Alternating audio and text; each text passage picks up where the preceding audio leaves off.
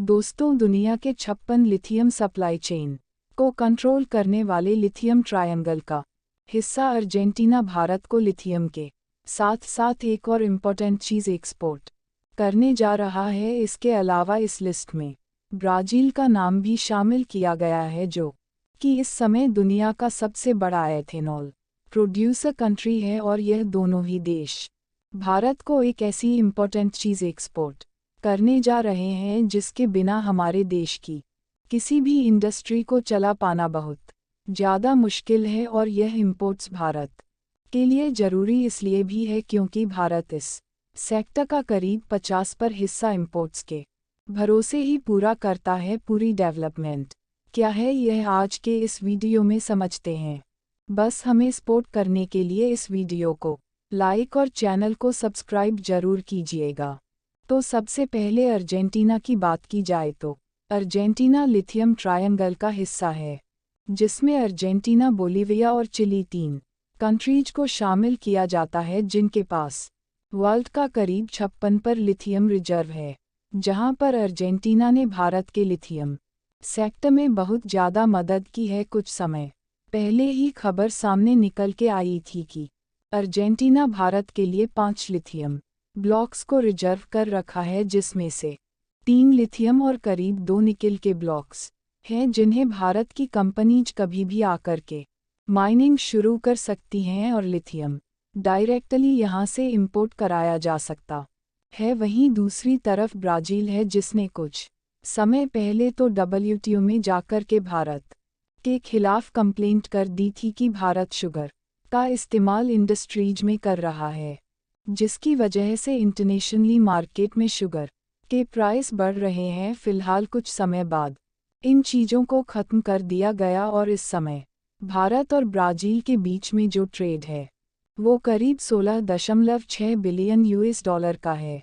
लेकिन इंटरेस्टिंग चीज़ यह है कि ब्राज़ील को इस समय दुनिया का सबसे बड़ा एथेनॉल प्रोड्यूसर, इसके अलावा एथेनॉल ब्लेंडिंग ऑन गैसोलीन की कैटेगरी में शामिल किया जाता है, जो कि 25% तक बढ़ चुकी है। और ब्राज़ील की यह टेक्नोलॉजी भारत के बहुत ज़्यादा काम आने वाली है। और रिसेंटली ब्राज़ील ने डायरेक्टली भारत को ऑफ़र दिया है कि वो भारत को एथेनॉल प्रोड्यूस करने वाली जितनी भी टेक्नोलॉजीज़ हैं वो शेयर करेंगे। और अब बात करते हैं मेन खबर की, जहां पर रिसेंटली भारत ने अर्जेंटीना और ब्राज़ील के साथ में एक MOU को साइन किया है, जिससे भारत अब इन देशों से बड़ी मात्रा में पल्सेस यानी कि दालों को इंपोर्ट कराने वाला है। और साल 2023 की यह 5वीं पार्टनरशिप है, जहां पर भारत ने किसी और देश से अपनी पल्सेस को इंपोर्ट करने की ज़रूरत को पूरा किया है। और ऐसा इसलिए कि भारत इस समय दुनिया का काफ़ी बड़ा पल्सेस इंपोर्टर कंट्री है। और बताया जाता है कि भारत करीब ग्लोबल पल्सेस का 48% हिस्सा कंज्यूम करता है। और इसके पीछे रीजन है कि भारत के अंदर बड़ी मात्रा में वेजिटेरियन लोग रहते हैं, जो कि अपनी प्रोटीन नीड्स को पूरा करने के लिए पल्सेस का इस्तेमाल करते हैं। और भारत के लगभग हर एक घर में एक टाइम दाल जरूर बनती है, इसीलिए भारत के इंपोर्ट्स बहुत ज़्यादा हैं। और मेजॉरिटी हमारा import Canada, Myanmar, Australia, Mozambique, Tanzania, Malawi, Russia, Singapore, Turkey, UAE जैसे देशों से किया जाता है। फिलहाल इस साल भारत का इंपोर्ट घटा है, करीब 12.75 से नीचे गया है।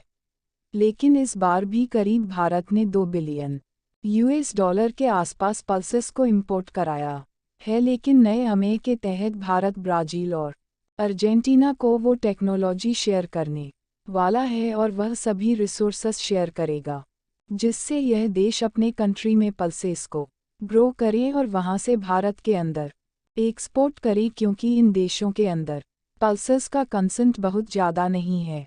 इसलिए भारत डायरेक्टली यहां से इंपोर्ट करा सकता है। और आपके मन में सवाल आएगा कि भारत इन पल्सेस को अपने कंट्री में ग्रो नहीं कर सकता। ऐसा इसलिए कि हमारी वेदर कंडीशन पल्सेस को ग्रो करने के लिए परफेक्ट नहीं है। हालांकि कुछ एरियाज़ है जहां पर भारत के अंदर दालें उगाई जाती हैं और भारत एक साल में करीब 28 million metric ton pulses grow करता है, जिसमें सबसे बड़ा नाम राजस्थान का, उसके बाद मध्य प्रदेश, महाराष्ट्र और उत्तर प्रदेश का नाम गिना जाता है। और भारत में उगाई जा रही दालों की वजह से कम मात्रा होने के कारण भारत में इनके प्राइस बहुत ज़्यादा बढ़ जाते हैं, जिसकी वजह से भारत को इंपोर्ट करा करके इन्हें सब्सिडाइज करना पड़ता है ताकि इन चीज़ों को आसानी से देश के अंदर कंट्रोल किया जा सके। और अब पल्सेस के लिए भारत ने जिन दो देशों के साथ यानी कि अर्जेंटीना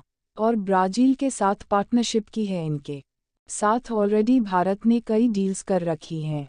होपफुली तीनों ही देश अपने रिलेशंस को इसी तरीके से आगे बढ़ाते रहेंगे और इन देशों को जिसकी ज़रूरत है भारत वो एक्सपोर्ट कर देगा और भारत को जिसकी ज़रूरत है इन देशों से इंपोर्ट करेगा। बाकी आपको हमारा एनालिसिस वीडियो कैसा लगा कमेंट बॉक्स में यस और नो में आंसर जरूर कीजिएगा। भारत के ऐसे ही यूज़फुल इन्फॉर्मेटिव वीडियोस पाने के लिए आप अपने भरोसेमंद चैनल को सब्सक्राइब करके बेल नोटिफिकेशन को ऑल पर जरूर रखें। वीडियो को अंत तक देखने के लिए धन्यवाद।